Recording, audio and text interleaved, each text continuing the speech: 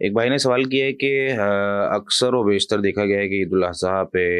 کسائی قربانی کرتے ہیں اور دعا نہیں پڑھتے، تو کیا کرنا چاہیے؟ آپ تو ان کو سکھا دینا، جو بھی کسائی آتے ہیں پہلے تو بات یہ ہے کہ کسائیوں کو بھی دعائیں یاد کرنی چاہیے، اور ظاہر سی بات ہے کہ جب تک ہم اللہ تعالیٰ کے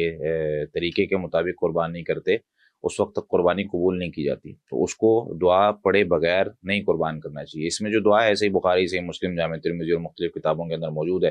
بسم اللہ واللہ اکبر، بسم اللہ واللہ اکبر، اللہم ھذا منک ولک، اللہم ھذا عنی وعن اہل بیتی۔ مختلف دعائیں ہیں، نبی کریم صلی اللہ علیہ وسلم پڑھتے تھے۔ تو اس کا ترجمہ کیا ہے؟ بسم اللہ، اللہ تعالیٰ کے نام کے ساتھ میں قربان کرتا ہوں، واللہ اکبر، اور اللہ سب سے بڑا ہے، اللہم ھذا منک، اے اللہ یہ قربانی تیری طرف سے، یعنی تو نے دی ہے، تیرے دیے ویسے قربان کر رہا ہوں، ولک، اور تیرے لیے قربان کر رہا ہوں، اللہم ھذا عنی، اے اللہ تو یہ میری طرف سے قبول کر لے، وعن اہل بیتی، اور میرے سارے گھر والوں کی طرف سے اس کو قبول کر لے۔